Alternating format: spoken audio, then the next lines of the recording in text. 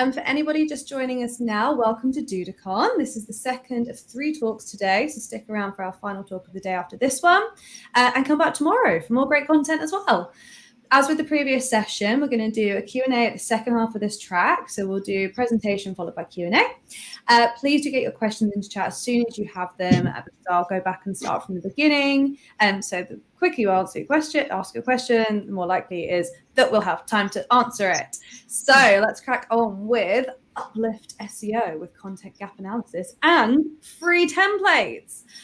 Lauren, if you wouldn't mind introducing yourself first, followed by Gerald, then Ashley can intro herself and go straight into her presentation. Thank you, guys. You're welcome. Hi, Lauren Baker, founder of Search Engine Journal. Been doing content strategy and gap analysis for way too long, and I'm really excited to be reviewing this today with Ashley, and also to see which questions come in from all of our viewers. So welcome to DudaCon. This is my first DudaCon, by the way, so I'm super excited. Welcome, Gerald. Likewise, my first DudaCon as well, and hi everyone. I live and breathe search, absolutely love it. Oddly, I fell in love with it academically. I actually studied search engines, really weird. Didn't even intend to. I wanted to be a teacher. So I'm here to talk about search anytime. I'm really looking forward to getting involved in today's session. All right, perfect. So I will take it away and start sharing my deck as well as get intro going. Perfect. Everyone see it okay? Awesome. Okay, so I'm going to start us out with diving straight into content and going over a lot of fundamentals. My name is Ashley Segura. I'm the co-founder of Top Hat Content, a content agency, Top Hat Social, a social agency, and the VP of Ops of Top Hat Rank, an SEO agency. In the very little spare time that I have between all of those roles, I also like to write some articles for Search Engine Journal, shout out to Lauren, SEMrush, and Search Engine Land. So going into diving deep into your content, the very first thing you need to do is figure out how your content performs, which naturally will lead you into a content audit. Like mentioned in the beginning, there's lots of templates throughout this. So you can always email me, ashley@tophatcontent.com, to get blank templates in order to execute on the things that we'll be talking about today. Content audits, I highly recommend doing on a quarterly basis. I know lots of brands who do this once every 5 years and wonder why the heck their content doesn't perform and why they're not getting the traffic that they thought they should be getting. It's because you have no idea what your content is actually doing for you, what's working and what's not working. In the content audits that we do over at Top Hat Content, the very first thing that we do is collect the data. That's the whole point of a content audit, is you want to look at the data to analyze what's working, what's not. There's a couple different ways to do this. If you don't have a whole suite of a bunch of different SEO tools and marketing tools, you can go into Google Analytics and go into Google Search Console and manually pull all of this data out. Or you can crawl the website using tools like BuzzSumo to grab the social metrics, and then Screaming Frog. We absolutely love doing crawls using Screaming Frog. It is very easy. When you go in and actually do the crawl, collect all of the data for all of the content across your website, you're going to start to notice certain patterns. What we do is we'll take this exported data, turn it into a spreadsheet, and start filtering the columns to see, okay, over here you have about 100 pieces of content that for some reason you made a human mistake, you forgot to put a meta description on these pages, or these pieces of content are missing each ones, or these only have, for some strange reason, they only have 50 words on the page. And so depending upon your site, your client's site, when you do the crawl, you're going to start to notice a lot of very specific patterns where certain errors with your content are. That's where we take that, copy and paste all those, and group them into specific tabs. The point of them putting them into tabs is to make this really easy to actually turn this into like a checklist and be like, okay, here's 100 posts that need meta descriptions. I'm going to just focus my one day here on just writing meta descriptions for all of these posts. Or here's 100 posts that don't have H1s designated. So I'm going to go in, and this kind of makes it a little bit easier to digest and go through a workflow. Some of the most common tabs that we generally see is the leave as is posts. These are posts that, these are going to be your top performers that you don't want to mess with, posts that were published within the last 30 days or less. Depending upon how big your site is, some brands, some marketers like to say, okay, I'm just going to give Google 2 weeks. Within 2 weeks, we get a ton of traffic. We get hundreds of thousands of people looking at this. We have enough data within the 2-week range. I like to suggest give a piece of content, a brand new piece of content a month, and then you'll have a good range of data to be able to quantify whether it did good or not. So this is a new post. It's only been on for a week or two. Let's not touch it. Other posts that you want to just leave as is, don't update, don't delete, don't do anything to, are posts that have quality backlinks and are actually a part of a conversion path. Another common tab, and this is where most of the work comes out of a content audit, are the posts that you need to update. These are going to be posts that have a combination of a lot of traffic, but people are bouncing off. They're not engaging. They're not going on your conversion. They're clearly interested in the topic and the keyword that you're writing about, but they're not connecting further. It's also topics that competitors are outranking you for, which we're going to go through a content gap analysis and figure that out. And then content that you have new relevant content to add to, such as seasonal content.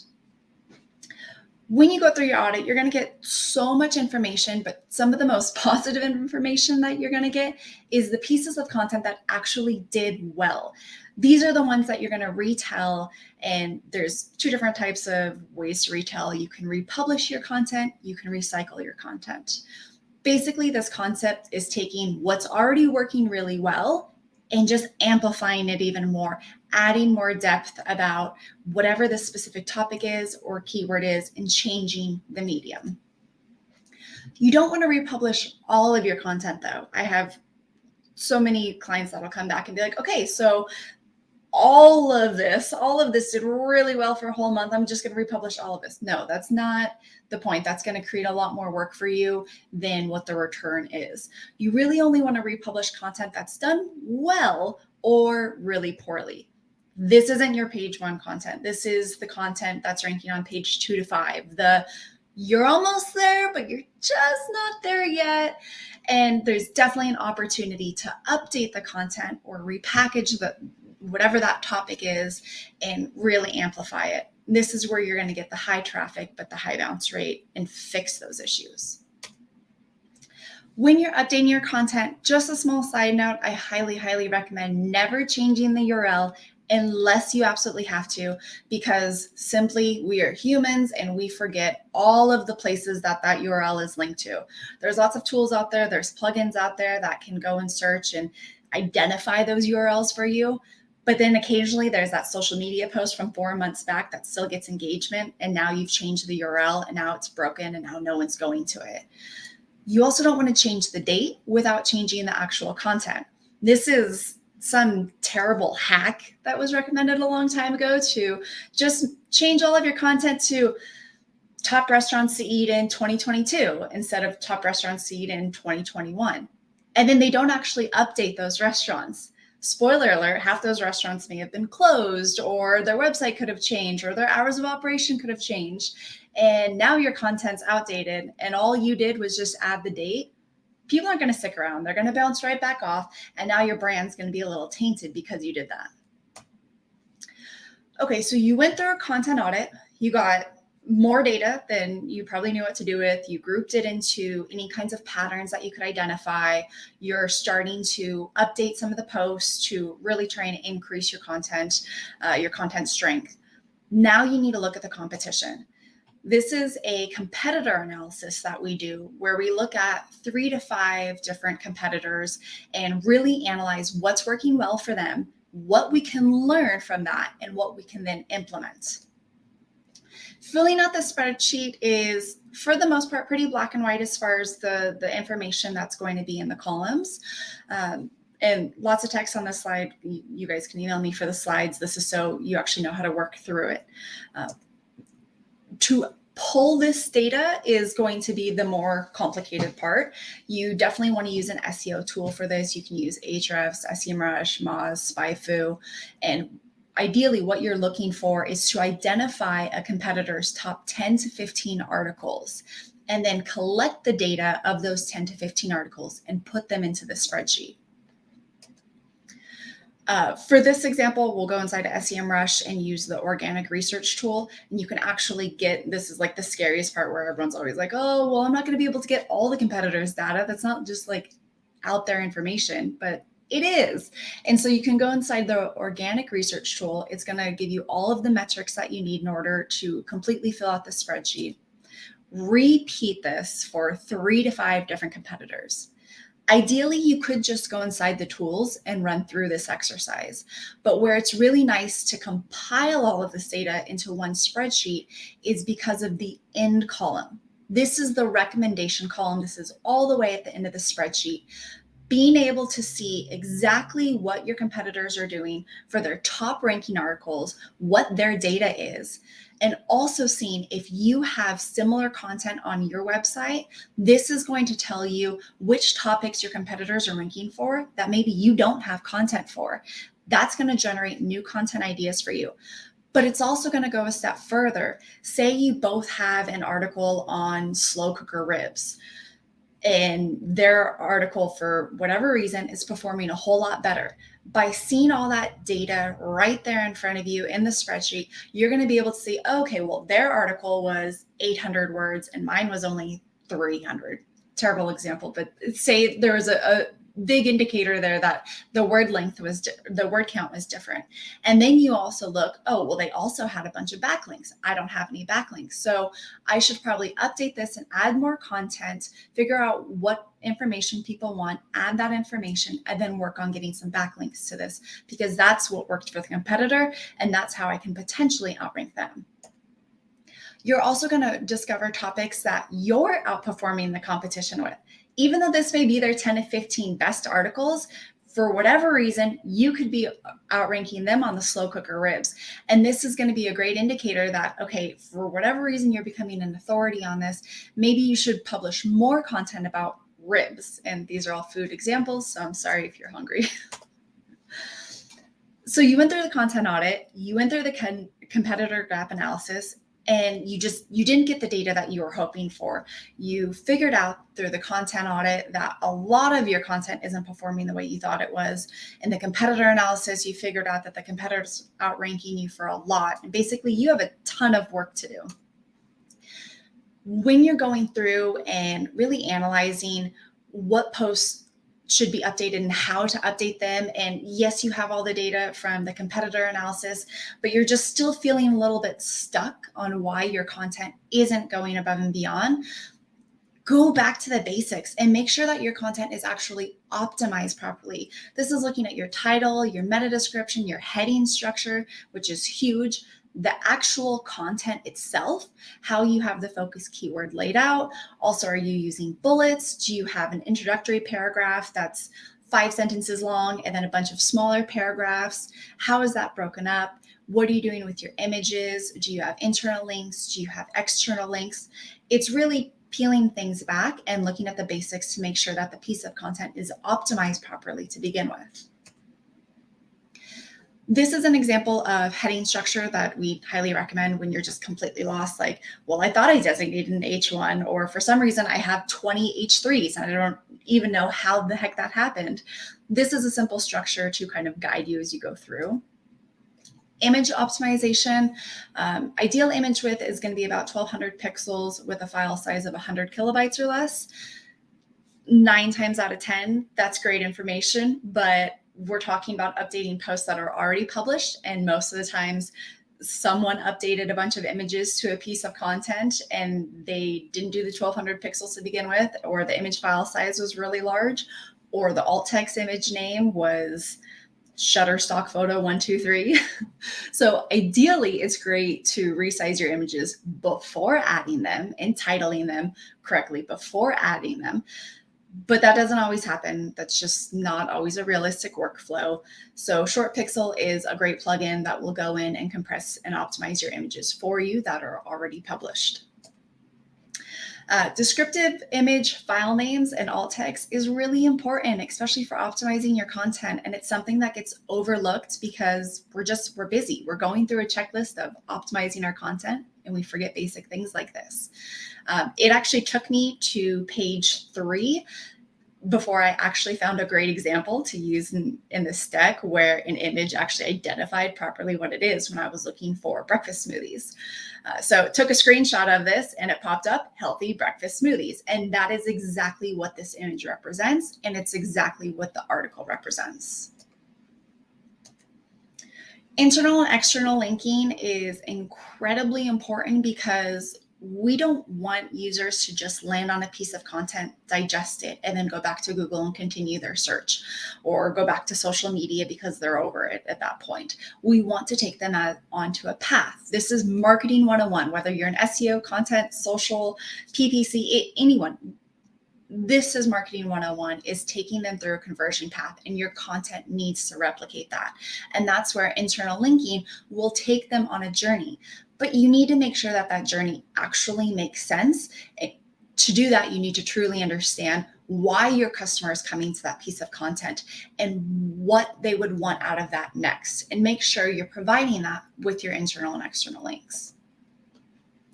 The hyperlink text also needs to be relevant. Otherwise, you're going to basically be providing users, tell them, oh, hey, if you click on this, you're going to find out more information about almond breeze. But just kidding, when you get to that article, I'm instead going to teach you how to make oat milk. What do you think your users are going to do? They're going to bounce right back, and they're not going to go back to the article. They're going to go back to Google, go back to their original search, go to one of your competitors' article, and actually go through their proper funnel instead of staying on your content, which is the worst possible thing that could happen. So if you're going to hyperlink a text in your article, make sure that what you're saying you're going to send them to is actually what you're going to send them to. Like I said at the beginning, this is fundamentals and it's 2022 and we're still seeing these issues all the time. But if you don't have the right topic to begin with, really none of that matters. You have to make sure that you're matching the intent with what you're providing. In order to figure out if you have the right topic and if what you're writing about is actually what your users want to see, this is where that content gap analysis comes through. This is where you're identifying keywords that your competitors are ranking for to generate new topic ideas and opportunities for yourself. So to do this, we hop right back into SEMrush once again, and we'll go inside their keyword gap tool. We'll put in a few different competitors, and then we'll start to filter the results. Here, we're filtering by search volume. We want to remove any branded keywords because that's not going to be relevant content for us to create. And we're looking for opportunities. So these are going to be keywords ranking within the top 2 to 5 pages. This is where your competitors are doing okay, but they're not on page 1 yet. So this means you can create a new piece of content and jump in and actually potentially get on page 1. So you'll export that data, put it back into a spreadsheet, remove the actual competitor URLs and the competitors' names. So then you just have this very nice, simple spreadsheet where it shows all the keywords and what their search volume is. You can then sort that column going from high search volume to low, but just be careful not to completely ignore those low to medium search volume terms. There's still plenty of opportunity there, as long as it's not really, really low search volume. If no one's looking for it, why write about it? So these keywords can essentially become topics. Once you've moved all the branded terms out, you've moved the competitor URL out, we're looking at turning this into new pieces of content that you could potentially rank for. Taking a keyword, creating a topic, titling it, making it something that people are actually going to be enticed to click on. This is now going to be new topics for your topic calendar. But take it a step further. Make sure what you're publishing is fully fleshed out, addressing everything that people are asking. And this is where, once again, I'll hop back into SEMrush and I'll go to the topic research tool. If you take away nothing else from this, at the very least, check out the topic research tool. It is my favorite content marketing tool that's out there. So copy and paste a keyword. Again, food references. We work with a lot of food bloggers, so that these are all my examples here. So pork chop temperature, if locality means something for you or your client, then you can put in the country, the city, And then you're going to get a bunch of these cards. These are cards with other relevant keywords. What I'm looking for here is something that has high search volume, but also has to do with my original topic, my original keyword, which is pork chop temperature. So here I'm looking for something that has to do with an oven temperature. So I'll click on baked pork chops as the card, and it identifies all the who, what, when, where, why, how questions that people are actually asking. These are the questions that people are searching for. From these questions, not only do they make great topic ideas for you to create new content for, but even better, these are headings. These are perfect headings that are literally crafted for you that you can copy and paste.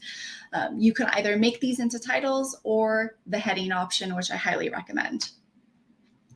On the left side of the card, aside from the questions, you're going to get the headlines. These are the top 10 articles that are already and currently ranking for that keyword and for that term. So naturally, put your marketer hat on and see if you can diagnose any patterns. Right away, 3 out of 10 of these articles have the word juicy in them. So for whatever reason, juicy is helping these articles be clicked on, which makes sense because juicy is a keyword modifier. RankIQ did a food blogger study, which I highly recommend, even if you do nothing relevant to food blogs. It has a lot of really good and interesting findings just about content and what's ranking in general. And keyword modifiers can literally be what makes or breaks why a user is clicking on one article versus the other. So I'll go back in, and as long as it naturally and organically makes sense, I'll add that keyword modifier into these potential headlines or titles and read them out loud, make sure it actually sounds good. And then you're now adding the keyword modifier, which should also help this post rank because the top 10 articles, 3 out of the top 10 articles are included the word juicy. But at the end of the day, you can optimize until you're blue in the face and read all the webinars, go to all the DudaCons, go to all the sessions in the world that you possibly can. And if you're not actually paying attention to what Google's saying, your content can still miss the mark. Google has quality guidelines for you to actually understand what's going to help your content rank and what's not going to help your content rank, what users like and what users don't like. So the ask yourself links, when you get these slides, you can click on the link and go and actually read Google's quality standards for what they recommend for your content to make sure you're addressing all of their questions, and that your article is not just optimized for SEO, but that it's also optimized for the user. Because at the end of the day, does the content seem to be serving the genuine interest of visitors to the site? Or does it seem to exist solely by someone attempting to guess what might rank well in the search engines? There is no reason that we should be guessing what's going to rank well. We have access to all these tools and all this data. Even if you just use your Google Analytics and Google Search Console, you know what people actually want out of your content, what's going to make them click, engage, and go along your conversion path. So there's no reason to be guessing anymore, and there's no reason to be just optimizing for search engines only. And that's my long story short. Ashley at tophatcontent.com is how you can get all of the templates. And thank you. Thank you, Ashley. That was brilliant. I'll let you have a breather. You've just spoken for almost 25 minutes straight. So have a drink, have a breather. Gerald, Ashley talked a lot about content recycling and like content retelling. What other similar things can our audience be doing? Yeah, I think actually, when you start looking at different formats and where content actually lives online, I think it really actually helps brands to think forward. One of the big things that we need to think a lot more of is integrated search. That's to say, we're moving away from just looking at, for example, Google. The reality is TikTok is actually growing as a percentage rate of growth much faster than what Google was. If you actually compare the exact same age of what they were at the start, when they actually were born as companies. And essentially this becomes potentially the next big thing. But the way I'm actually where consuming information is really fragmented. That's to say, we go to Amazon to buy, we go to YouTube to watch, we go to Google to search. Critically, as a marketer and someone speaking about content, we also need to be thinking about, what is my content looking to achieve? And critically, we need to start aligning that with different searches. And then also attached to that is around stuff around the buyer's journey, which is also touching on user experience, which I think is amazing that the conference here actually has a talk on web accessibility. I know, Ashley, you mentioned stuff around like naming images. The easiest way to do it is photo of, what's the image saying? That's it. It's literally made for someone who's visually impaired. I'm really, really thinking about outside the box, outside of, oh, I'm just writing a blog post for the sake of it, but actually thinking about where is this audience? What things do they use? And use that to your advantage to start building out that type of strategy. Yeah, I love that. Like, content for content's sake is my absolute pet peeve. So I think like thinking about KPIs for your content is so important. For those in the audience, KPIs, key performance indicators, SEOs, we love to throw an acronym around. So my New Year's resolution is to always say what they are. We've actually got a question that I'm going to throw at Lauren from Tylese Pepper. This may sound silly, but one KPI could be backlinks. How do you add backlinks? He said to a Duda site, but to any piece of content. Yeah, absolutely. So first of all, backlinks are going to help with overall discovery, right? Not only from the site itself, but from external sites. So in terms of getting started, there's a couple of easy ways to do so. One is to go out and search for and find other publishers that are writing about something similar that you're writing about. They may be somewhat competitors, but you also may find publishers out there that you can connect with that are reaching the same target audience that don't necessarily write about the same thing that you write for. So for example, say Ashley is doing a 30-page piece on juicy pork chops, right? How to cook a juicy pork chop. And then you may not want to go out to a lot of different recipe blogs about pork chops, but you may want to go out to a sous vide enthusiast or possibly someone that smokes pork or sells smokers or something like that, and writes about those subjects, or writes about family life and ways that you can start cooking these pork chops at 1 o'clock in the afternoon and they're done at 6 for when everybody's home and ready to eat. So just putting together those groups of potential partners and reaching out to them. It all starts with an email or just joining a Twitter group with other publishers, and just going out and you don't have to send 1,000 of them. Just take the time to build a relationship. It all starts with a relationship. So just to say, hey, I'm a blogger. I like to write about pork chops. You like to write about barbecues or grills, or you like to write about internal home decor.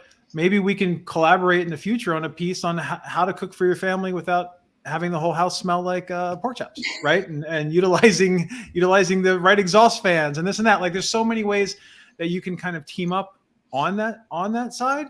So really going out there and looking for those partnerships. And then, there's other ways that aren't necessarily link building in terms of drawing an external link to your site, but there's ways to get your content out there in front of others, such as making sure that you're sharing that content via your email newsletter. Because if you have 1,000, 2,000, 200, 200,000 people signed up for your newsletter, there's a very good chance that not only are those folks active on social media, but they also, you probably have, 5% of your newsletter could be other bloggers, right? So by getting that information out there, it really, really helps to first of all, drive traffic back to your site, which we're always looking for, and especially targeted traffic. Because if it's a newsletter about food and you have a recipe, boom, boom, boom. It sounds simple, but it can be overlooked sometimes. The same with social media and the same with the other partnerships. So then you look at those relationships that you built trying to get the links, and you're like, hey, in addition to working together or linking back and forth, how about if I send your post out to my audience and you send my post out to your audience, and then suddenly you're doing marketing that's far beyond link acquisition. You're acquiring eyeballs, traffic, audience, and you're also acquiring those Google Chrome user experience signals that do have some sort of mysterious influence on the way that the SERPs work.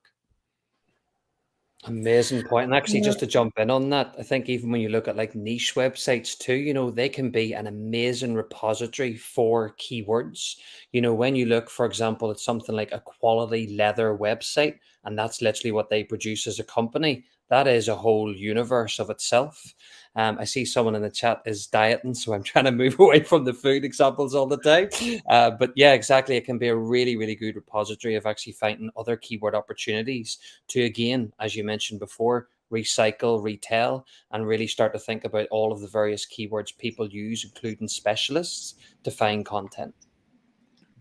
Yeah, and just to add one more thing, there, depending upon the industry, there's Facebook groups for just about every industry now of business owners and brands who are trying to build link opportunities and partnerships. And so I would definitely look into Facebook groups as well, because there's so many groups, not just for food bloggers, but other industries as well, that are looking for link opportunities that align and make sense for their audience. Great advice from everybody. I think the only thing I'd add is if you are lucky enough to have a PR team or PR person, they're also amazing people you can work with, just to kind of, they're going to be having those conversations anyway. How can you work together for their outreach, for their PR to work for both of you? So I imagine very few of us have our own dedicated PR person, but if you do, they're also good. Another more technical question from T.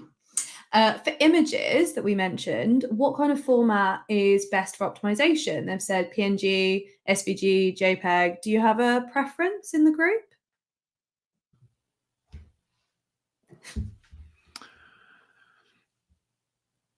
No? I don't have a preference, but if you're going to use WebP, make sure that for Safari browsers and other browsers that don't support Google Chrome supported images, that there's a fallback option in your coding. So what you don't want to do is just serve WebP only, and then no one on Safari can see the images. Make sure that if they're on Safari, then they're serving your .ping or your whatever it may be. That's the most opportune for that user. Great advice. And I think clearly none of us really have a preference of format, but just make sure they are optimized. You can easily throw your pages through Lighthouse to check if it's flagging up that your images are too big or any of those issues. So yeah, PNG or JPEG seem fine. SVG for logos, right? I think, and icons. Yeah. To be fair, one client I did have had a tiny magnifying glass in a pop-up that was actually this big. And we were like, maybe don't do that. Yeah. Moving on. What other and GIFs for the CDN. You forgot the CDN images. I forgot, just for the CDN. Yeah, just all of those. Oh, brilliant. So one from Marumoshi, is there a different way to optimize image size on mobile? So yeah, I guess we've talked about content for websites, but do you change your content, the actual content or the style of the page from mobile to desktop? Ideally, the content on desktop should serve beautifully on mobile without having to create a whole nother mobile user experience for the piece of content. But it's still, no matter how great your theme is or your tech team is, it's still really helpful once you're in that draft mode before you press publish to actually pull out your phone and look at it and make sure. 9 times out of 10, you're still going to see one image for some whatever reason is going over part of the text, and it creates a weird experience. So occasionally you'll have to have 2 different layouts, but ideally what your desktop is serving should also reflect beautifully on mobile. Completely. And again, it's so cliche to say this, but have a mobile first strategy and always thinking about mobile. That's to say, responsive websites. I think in the community, AMP is it's very controversial now as well, but like other versions. Don't say that word, Gerald. I won't have that on my... Don't do it. But just, making sure we are thinking about that user who's actually consuming that data on whichever device they're using. So it's things like the text size. I think even content marketers being aware of what CSS actually is. It just simply styles a page, making sure that actually people can hit that button you've created a link in. Also test it yourself. And, there's no right or wrong here. If you go on to using your phone and you think that something doesn't feel right, it's a great opportunity to start a conversation as to what devices are most of my people consuming our content on. And the other thing too, I think, is to move away from just looking at content as a blog post, for example. Content has many different formats. And again, having that same mindset can be really, really beneficial to any business. Adding to Gerald's point, one easy way to figure out whether to focus on, of course, you want to focus on both, but mobile or desktop, is to just go into your analytics or your search console. And in analytics, you can look at users and device, and it'll break it down: desktop, mobile. If you're a B2C, chances are your mobile is 60% or more, sometimes 70 or 80%. If you're to B2B, a little bit more on the desktop side. Sometimes it flips, or it can be heavy on desktop. So check that out, because you want to really keep your user in mind. I agree, mobile first.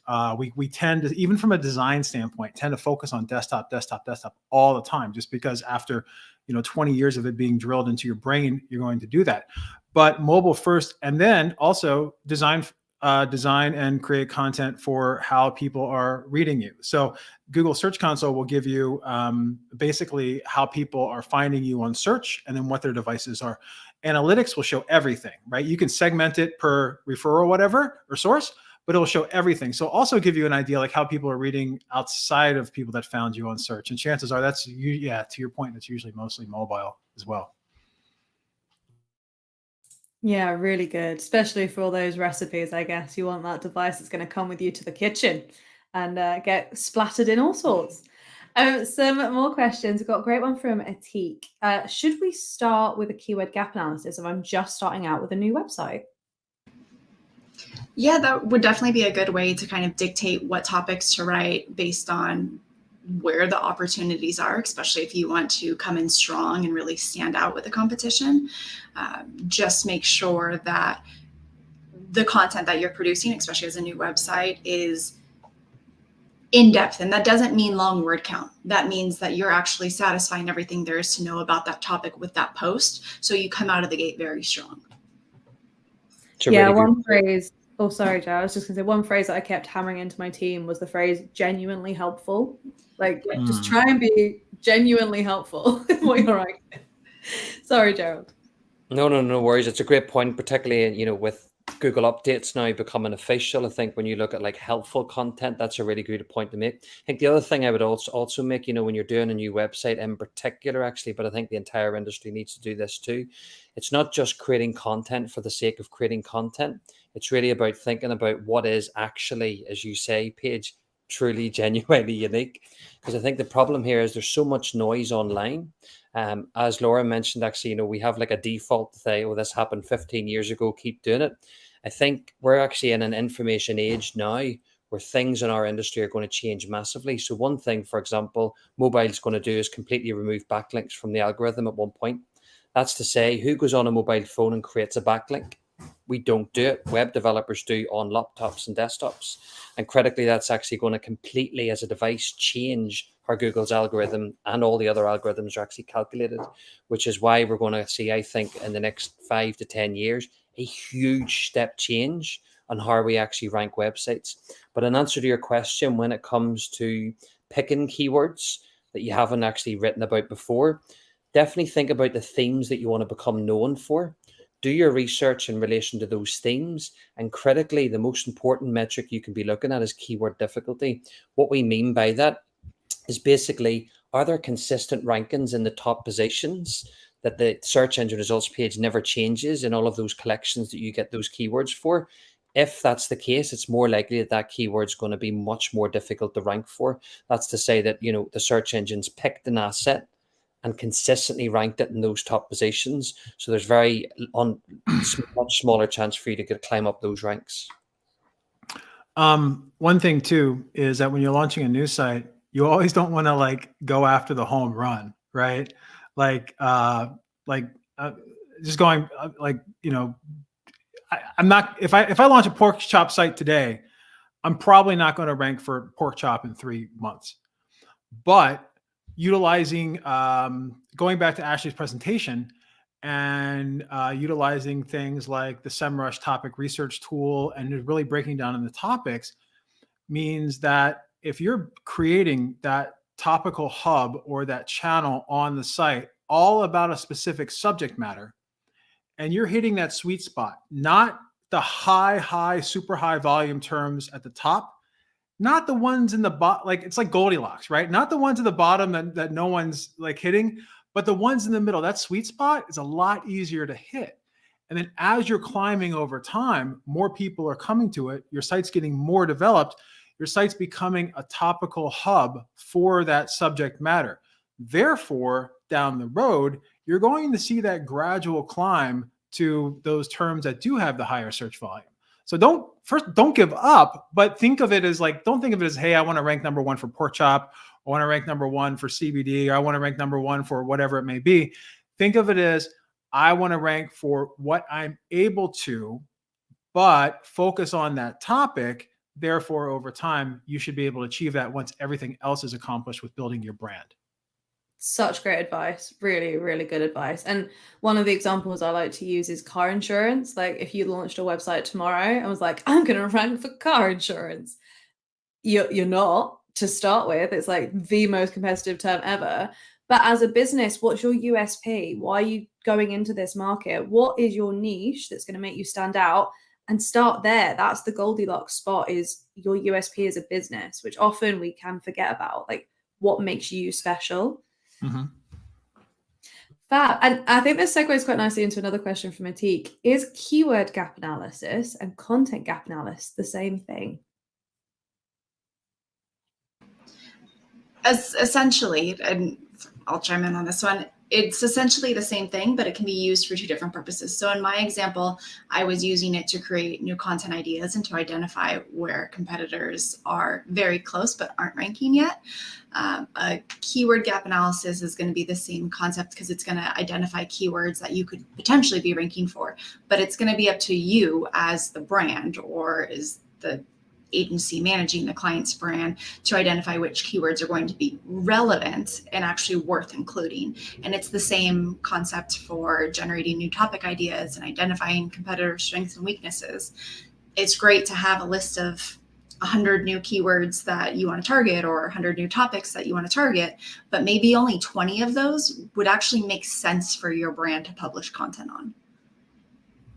Yeah, great advice. Sorry, Lauren, you can chime in. Oh, I just wanted to add that content also comes in many forms, right? So again, this was in the presentation with images and aught attributes and everything else. Images are so much more important than they used to be with Google.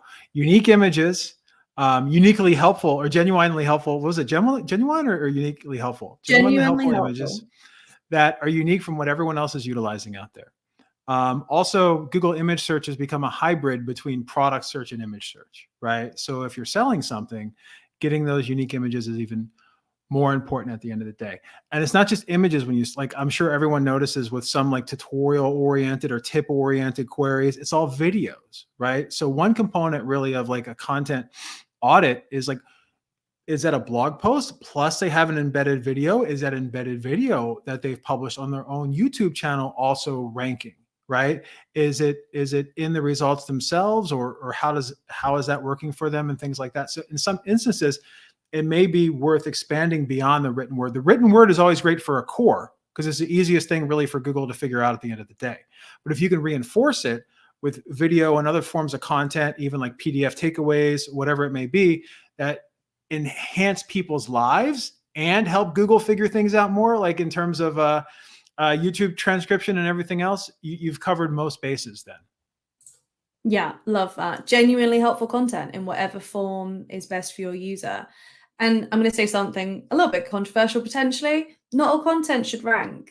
Like if the content you're producing is to boost your EAT, it's to show that you're an expert or an authority in your thing. Think Martin Lewis of Money Saving Expert. Like whatever he's doing, he's just out in the press being awesome. Like if I had someone like that as like an author on my site, I'd be like, yes, amazing. But those press things aren't really going to rank traditionally, but you might get in Google News or Google Discover or generate backlinks. It all comes back to what Gerald was saying about KPIs for content. Like don't create content for content's sake. It can rank, in which case content and keywords are the same thing, can multiple keywords for one piece of content. Or that's not its goal. It might not have the goal to rank. It might be for something else. And then it actually brings us back on, Lauren, as well, like what you mentioned there about like formats of content and stuff. You know, the reality is if you even do create a piece of content and it ranks for an instant answer, it's highly unlikely actually that that instant answer for some queries like Joe Biden age is even going to drive you much traffic. 95% of people, when they do a search using that term, click on nothing, 0 clicks. Those things again, it has going back to those KPI conversations. Yes, it can be about traffic. It also can be about awareness. It also can be about actually, I want to create a piece of content that's going to be gated, and it's actually only going to be consumed for people who are customers of my particular service. And that's really thinking differently about content too. Love it. Love it. Now we're diving into what is content, really. Before we go down that rabbit hole, a question from Maharenda. Sorry if I butchered your name. We're removing a lot of blog content that's outdated since they're related to COVID or data that's outdated. Will that impact the website's performance if we remove them all? Have you guys been through this experience where the people are getting rid of their COVID content now? Mm-hmm. Yeah. And most of the time, I mean, what I like doing, like my best practice is, I'm just saying because I don't want someone to go on Search Engine Journal and say something different. But what my best practice is, I typically look for other blog posts that are incredibly topically similar to what I just wrote or what you're taking down, and then redirect those to those posts, especially if they have any inbound links. With COVID, you may have something on your site, like if you're a brick and mortar store, you may have had something about like point is there's so many store sites or restaurant sites I go to, and I see that they still have this information about masks and everything else, and old pages. They've continuously updated it on new URLs and everything else. So instead of taking it all off, you also might want to consolidate it, because what's happened, if you look at Google business profiles, I was about to say Google My Business, but Google business profiles, all of that safety and health and safety information is now on the Google business profile. So having a health and safety component of your site that correlates with the information that's in the Google business profile can be really important, in the same way that you want to have your address, opening hours, phone number, all of that match. So if Google's gone the direction of being, hey, everyone should have health and safety data points and basically your business's main footprint within Google outside of your website, then you should have a page on your website that addresses that as well. That's really interesting. So are we potentially saying that alongside your cookies policy, your T's and C's, you should have health and safety, and maybe redirect and consolidate that content into that one? If you're in brick and mortar, then yeah, I would definitely, I mean, and it also gives you a location to redirect all of that. That makes a lot more sense than redirecting it to a blog category, or, I mean, you don't want to do the homepage, obviously, but blog category, blog homepage, something like that. Having a health and safety thing on the site makes a lot of sense. So yeah.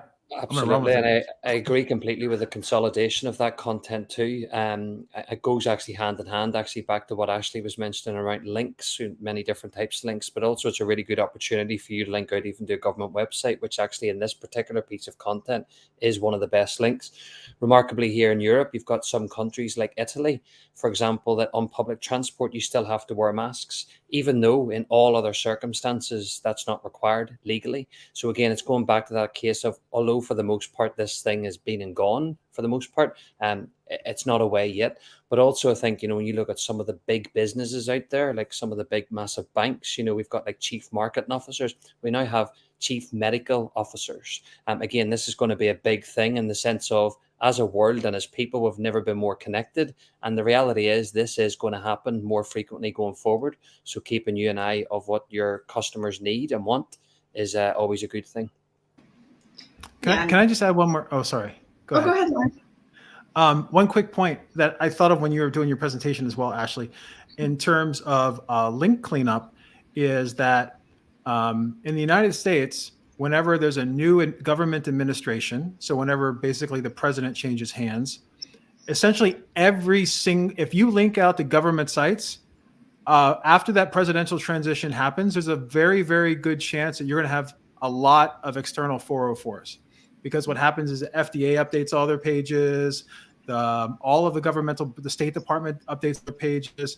So we're linking out to those great high authority pages as resources, keep in mind, even mark on your calendar, after a presidential transition period, there's a very high chance that that's all going to be replaced. And very seldomly do the 301 redirect to the new source. They just wipe out the old stuff and then put in the new one. They just take off the old site off the server and then put the new site on, and that's it. Worst migration policies ever, but it can affect you if you're linking out to all those 404. So mark that on your calendar every time there's an administration change in DC. That's probably quite topically relevant for us UK peeps as well, because we're about to have a new monarch.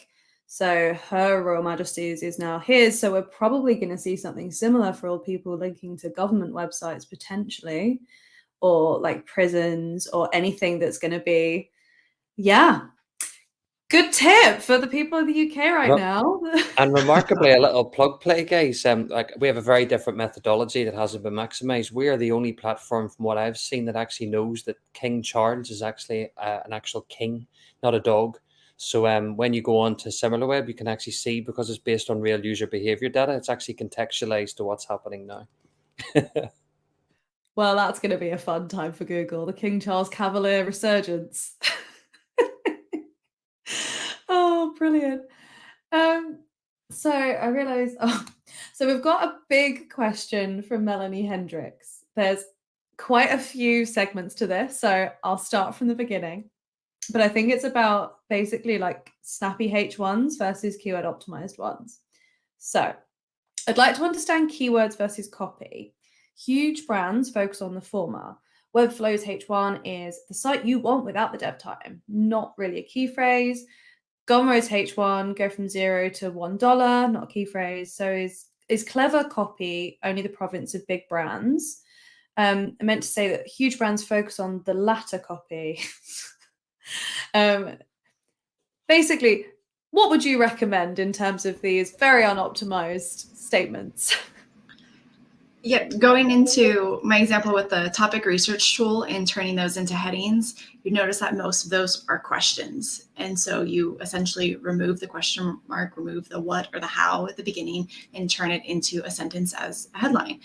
Does that mean it's always going to include the keyword or the key phrase or just be pork chops? Definitely not.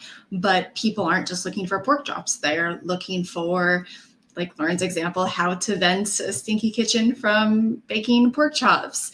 And it's these longer phrases. And that's where the topical authority comes in, and where it's so important to outline your heading structure into a pattern that makes sense. You don't want to talk about venting the smell from a pork chop before you talk about what the oven temperature needs to be, because they haven't even cooked it. It's not even thrown in the oven yet. So focusing on your heading structure, actually addressing questions people have, will allow you to write in a more natural language and have headings that not only address what the user is looking for and what they're asking, but would also make it more of like a natural language instead of just pork chop, air vent recommendations, which is just, it's bland. It's not enticing. It's not going to keep me. I know I can go to that section of the article to get that information, but from a search perspective, it's not going to keep me on the page. Yeah, 100%. And question and answer writing is so good for SEO as well. Like we talked about how you can't just put a piece of content up and it immediately rank. But check out the PAAs on that keyword, like car insurance. There's a load of people also ask queries that you might actually have a chance of just sliding in there and appearing on like a huge search volume query, just not in the same way. Absolutely.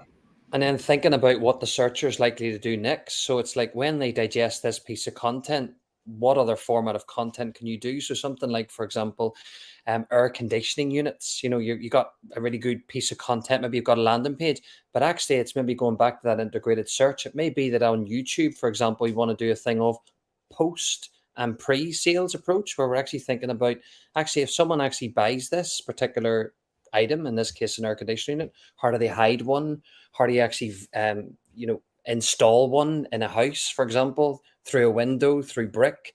Those things can be really, really meaningful at getting into the buyer's journey again of all those different phases in line with an engine and also the content asset or format itself. Yeah, sometimes content, people will add FAQ blocks to kind of address those like pre and post questions. And then I've seen other writers do it without having the plugin and the actual FAQ block designated, but taking those FAQs and just removing the question aspect and just making them a structure. So you're still guiding them for that pre and post information. But I would definitely recommend testing the two different formats, because depending upon your target audience, some really love just the straight black and white FAQs, and they'll scroll past your fluff to get just to that section and get the info that they need. Whereas others love the story approach, and it keeps them on there longer. Unless it's a recipe. You get that, like the life story, and you just want the ingredients list. Why is it so far down the page, Ashley? Jump to buttons. Jump to buttons are great. Sorry, I'm a Lauren. big fan of interactivity on the page as well, right? The jump buttons, the FAQ section, if you have expandable FAQs, and then there's a reason for that, just besides making it look cool and pretty. It's that you're getting someone used to interacting with your site while they're on your site. You're getting them to click buttons. You're getting them to do things. There's no science behind this, but there may be a higher chance of someone's clicking on your site and interacting with it, that they will fill in something like an email newsletter box, or they will click on an ad, or they will do something to give that visit more value for you. So if they're used to taking action to look into things, then chances are they may take more action on the site as well. For sure. And I think last but not least, those H1s and those titles that you mentioned might just be on the homepage, which I don't know about you guys, but I've always just optimized my homepage for brand. I don't want it to work any harder than that. I just want it to be the home for my brand and the brand search. So you can get away with a little bit of some snazzy H's, because you're actually going to have that ranking content elsewhere on the site. And top tip, I completely agree, Paige. Your homepage should be your About Us page as well. Don't have an About Us page. Like, literally make that your homepage. That is actually how you formulate a content strategy with the homepage, which typically a lot of brands scratch their heads and go, what do I write here on my homepage? Write about you. What is your home all about? And that's exactly what you can do. Absolutely. And check out the previous sessions recording, because that was all about, like, don't use unsubstantiated marketing claims. Like, your homepage is a perfect place to be putting all that stuff, like why you are so good, what is your USP, look at all these cool things people said about you. I got a really cool question from Jean Gerwin or Jean Joan. It's like Sean Bean or Sean Bean. I'm so sorry. I've been out of the industry for about 5 years. What would you say are the biggest changes since 5 years ago? And I think the content angle on this is particularly fun. Ashley, do you want to go first? Yeah, everything a little bit. Like, a whole lot's changed in 5 years. I think the biggest takeaway is mobile, how people are digesting content. Some of the most successful pieces of content that I'm seeing that are outranking other really great pieces of content, or what used to be great, have multiple different formats. And this is something Lauren's echoed throughout the session, is I'll see, right away they have the imagery, they'll have the bullets or a couple of the short intro paragraphs, they'll have a longer form video, which longer form could be 3 to 5 minutes. We're not talking about an hour. They'll have a longer form video, they'll have more body of text, then they'll have another shorter video that's only 30 seconds, then they'll have the final content, the call to action, whatever the conversion path is. That is very difficult to do if you're producing content on a daily basis. And 5 years ago, it was all about producing content on a daily basis. It was producing all the content you possibly can and getting everything out there. Now it's more about producing content that is really fleshed out and complementing all of your different types of users. Not one brand has one type of audience. We have multiple different personas. So one persona is going to go straight to that 30-second video, get what they need, love it, and either continue onto the conversion path or not. Another is going to appreciate that 3-minute video, and that 30 seconds isn't enough, and they're going to want to read a little bit too. If you have all of that fleshed out on a piece of content, you're going to make sure and satisfy all of your personas and give them more of an experience with their content versus here's 2,500 words. I wish you luck if you can get to the bottom of it. Brilliant. Speaking of 30 seconds, we have about that. Gerald, Lauren, anything to add? Last 5 years, biggest change? Definitely mobile. I completely echo Ashley, and EAT. The content and the quality of content is the biggest thing, I think. Yeah, EAT, and then having the schema backup for everything that you do, so you can communicate to Google instantly. They don't even have to crawl the site to figure it out, what this page is about, who the author is, who reviewed this piece, what their background is, all of that information. Just make it easier for Google, and schema is a great way to do so. Brilliant. Thank you so much, guys. And that's all we have time for, I'm afraid. Thank you so much. Ashley, Gerald, Lauren, you've taught us so much about content today. I've got my lovely new people joining. I'm going to be passing over to the fantastic Ben Fisher, who's just joined as the next session's host. So I will leave you all to it. Thank you all so much. Have a great next session.